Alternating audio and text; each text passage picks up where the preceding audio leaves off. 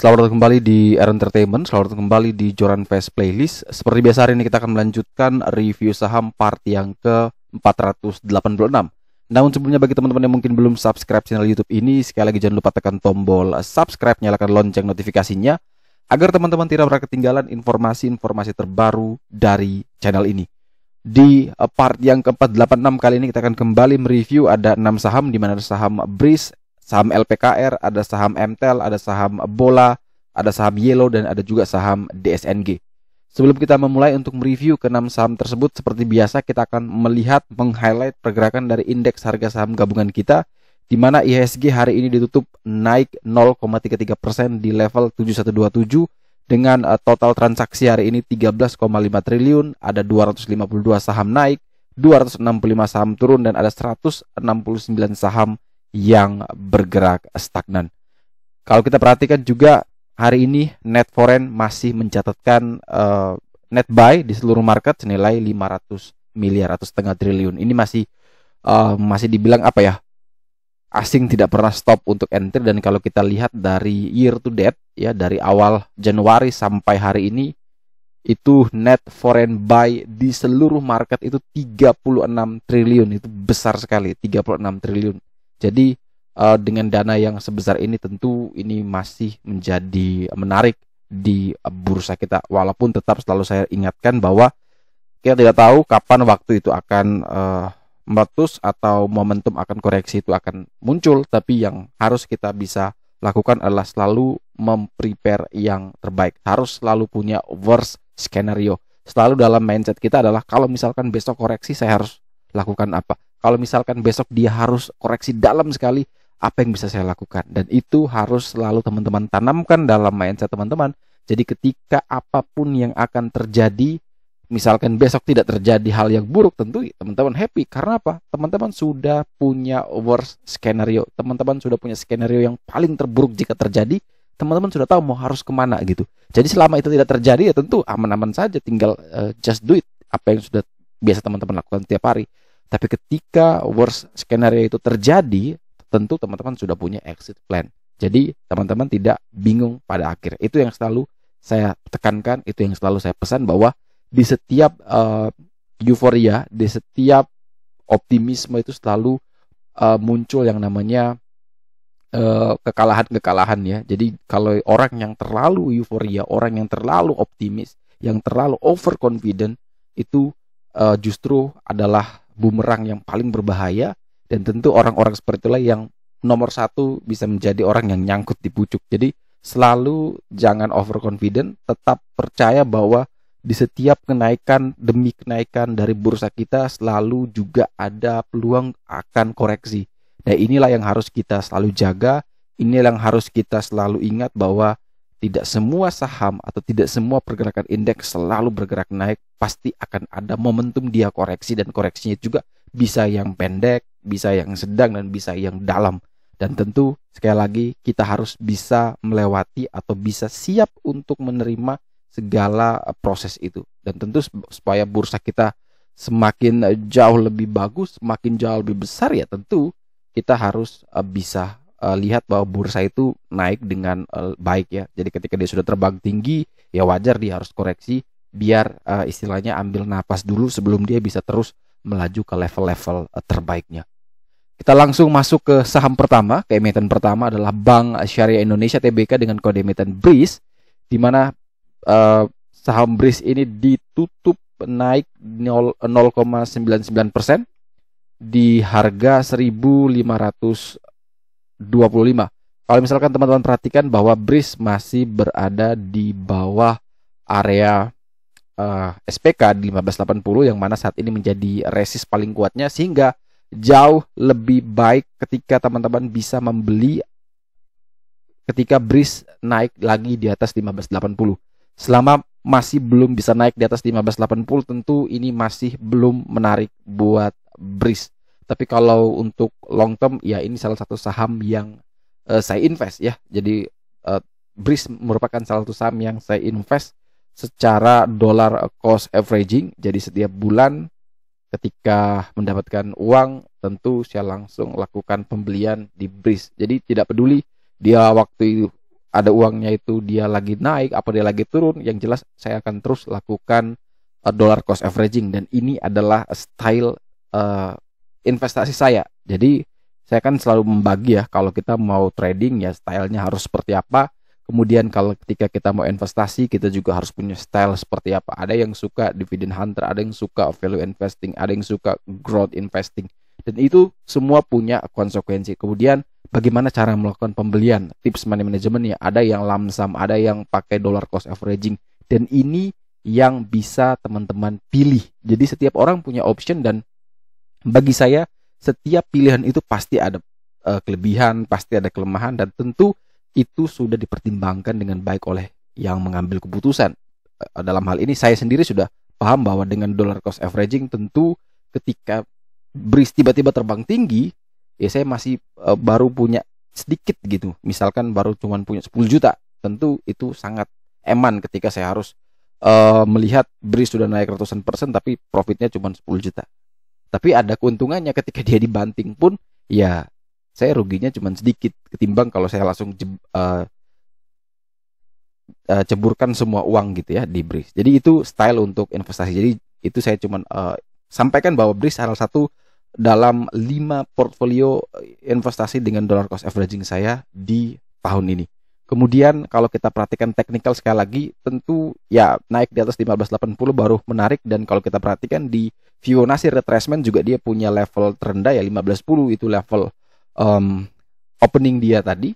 Dan tentu teman-teman kalau yang mau membeli sekali lagi ya lebih bagus memang kalau bisa naik lagi di atas 1580. Kemudian dari panel trend masih merah, ini masih jelek. Kemudian Van der Vloer masih merah, kuningnya baru muncul tapi belum bisa melandai, juga ini masih terlihat jelek. Jadi pastikan dia bisa naik dulu di atas 1580, kemudian indikator minimal berubah jadi kuning, kemudian Van der Vloer trend warna merah mulai mengecil, kuning mulai melandai, kemudian bisa muncul putih, itu jauh lebih perfect di BRIS. Nah, bagi teman-teman yang mau tahu bagaimana tren ini sudah berubah ke kuning, kemudian Van der Vloer-nya sudah melandai, kemudian merahnya mengecil, kemudian dia sudah bisa dekat SPK, tentu teman-teman harus akses chartnya. Nah, bagaimana cara akses chartnya? Teman-teman bisa buka website www.joranvest.com, tinggal pilih layanan, pilih Joran Fast Chart System.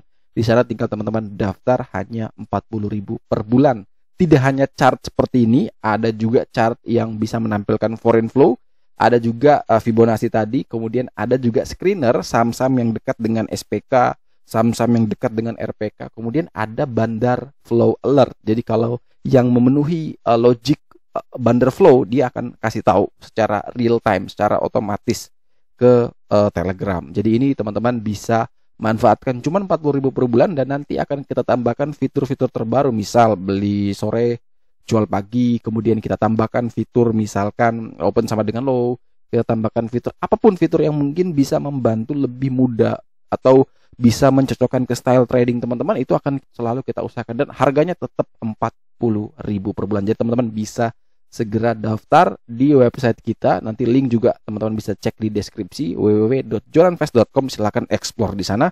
Teman-teman bisa berlangganan chartnya saja, atau teman-teman bisa berlangganan full membership ya, di mana di sana itu juga akan ada modul pembelajaran, ada analisa teknikal, analisa fundamental. Teman-teman bisa dapat webinar gratis, dapat webinar recording. Teman-teman juga bisa mendapatkan artikel pilihan. Teman-teman juga dapatkan grup diskusi khusus ya buat member. Dan nanti ke depan terus kita akan tambah fitur-fitur terbarunya, dan plus juga dapat chart ini gratis. Jadi ada perbedaan paket dengan yang khusus chartnya saja. Silakan teman-teman bisa explore di website kami. Kemudian selanjutnya kita ada saham Lipo Karawaci Tbk dengan kode emiten LPKR, di mana hari ini tutup stagnan di 129. Pergerakan hari ini dia cukup menarik ya. Dia sempat dibanting dulu tadi ke level 126, kemudian dinaikin ke 130, namun closing kembali di 129. Tentu saat ini dia berada di atas area SPK di 125, dan masih aman-aman saja sebenarnya bagi LPKR. Yang tidak aman ketika dia turun di bawah 125 ya. Ini masih bisa menjadi area beli yang cukup menarik. 125, 127 ini sebenarnya bisa menjadi best buy buat LPKR. Turun di bawah 125 ya prepare cut loss, 122, 123 silahkan cut loss di sana. Tapi kalau benar masih kuat di 125, tentu ini bisa menjadi entry yang baik dengan target terdekat ke 132, target berikut ke 138. Dari indikator panel trend merah ke kuning, tentu ini sudah mulai bagus. Kemudian bandar flow warna kuning masih meningkat, belum melandai, namun warna merahnya sudah perlahan mulai melandai. Tentu ini tanda-tanda mau bagus. Semoga dia masih bisa kasih kita kesempatan untuk dapat di best area. Yang penting ya bisa kuat di SPK. Dan tentu itu harus teman-teman pantau terus sampai kuningnya melandai. Dan kalau bisa sudah merah, sudah tidak ada, itu sudah mulai bagus di LPKR. Kemudian saham berikutnya adalah saham Daya Mitra Telekomunikasi TBK, di mana saham dengan kode emiten MTEL ini ditutup melemah 0,65% di harga 760. MTEL masih bermain di sekitaran area support paling kuatnya di level yang sama dengan penutupan hari ini di 760. Kalau tidak mampu bertahan di 760 tentu rawan sekali buat MTEL. Tapi kalau kuat bertahan di 760 maka ini menarik sekali buat MTEL karena punya potensi target sampai 800.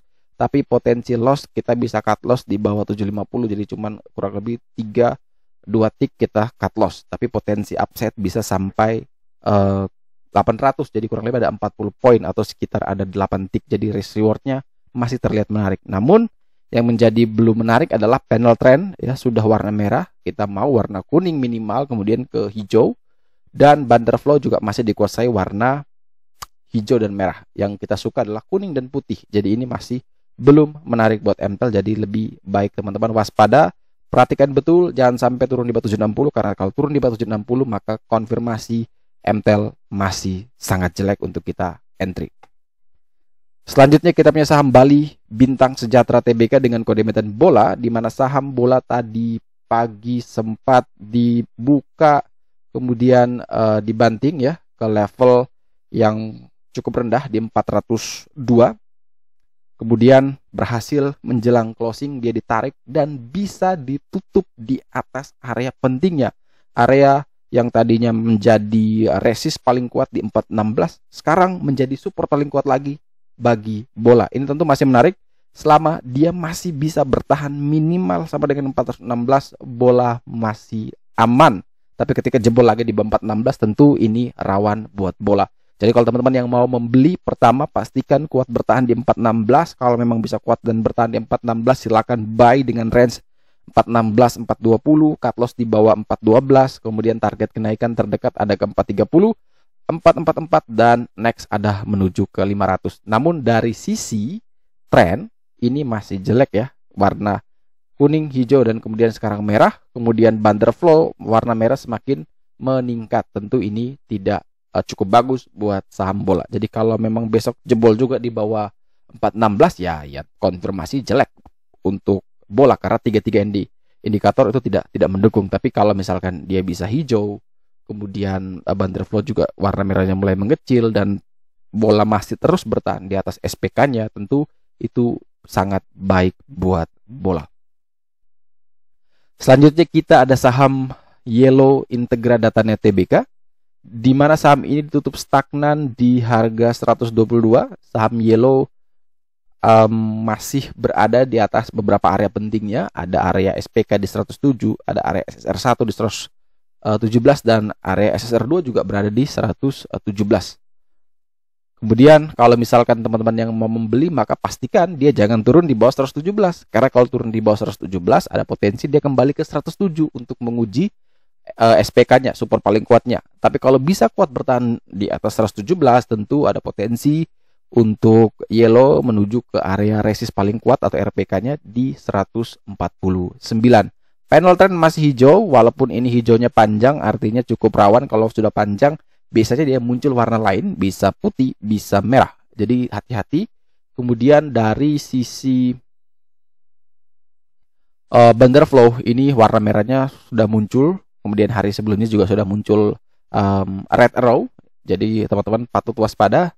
Kalau tetap mau coba atau nekat membeli, ya ketika beli harus bisa lihat bahwa dia harus kuat bertahan di atas 117. Kemudian kalau gagal ya cut loss di bawah 115, kemudian coba lagi tunggu di 107, 108. Dan saham terakhir yang akan kita review di part yang ke-486 hari ini adalah saham Dharma Satya Nusantara Tbk dengan kode emiten DSNG, di mana saham ini tutup melemah 3,91% di harga 615. Kalau teman-teman perhatikan bahwa DSNG hari ini sempat ke 605, sempat jebol dari SPK-nya, dari support paling kuatnya, dan beruntung bisa kembali closing di atas area SPK tersebut, sehingga saat ini di tanggal hari ini tanggal 7 April SPK dari DSNG masih di harga 610. Jadi dia masih bertahan di atas support paling kuatnya dan sangat rawan ketika DSNG tidak mampu bertahan di 610. Karena kalau jebol di bawah 610 maka ada potensi dia ke 600, kemudian next ada ke 550. Jadi hati-hati kalau memang tidak mampu bertahan di 610. Dari tren ini warna merah masih jelek, kemudian dari Van der Flow masih ada warna merah kecil, tentu ini juga masih jelek. Jadi teman-teman harus hati-hati kalau mau beli, pastikan dia bisa bertahan di atas 610. Kalau terlanjur beli misalkan 610 kemudian dia turun, maka prepare SL di bawah 600. Untuk target kenaikan kalau memang bisa kuat bertahan di 610 ada ke 645, kemudian ke 675 dan next ke 770. Oke, sekian dulu review saham part yang ke-486 hari ini. Terima kasih banyak teman-teman yang telah setia menonton. Sekali lagi jangan lupa like, comment, dan subscribe. Bantu share juga agar semua informasi yang ada dalam video ini dapat berguna, bermanfaat, dan tentunya bisa menjadi panduan trading di keesokan harinya. Sekali lagi terima kasih banyak. Sampai jumpa dan semoga membantu.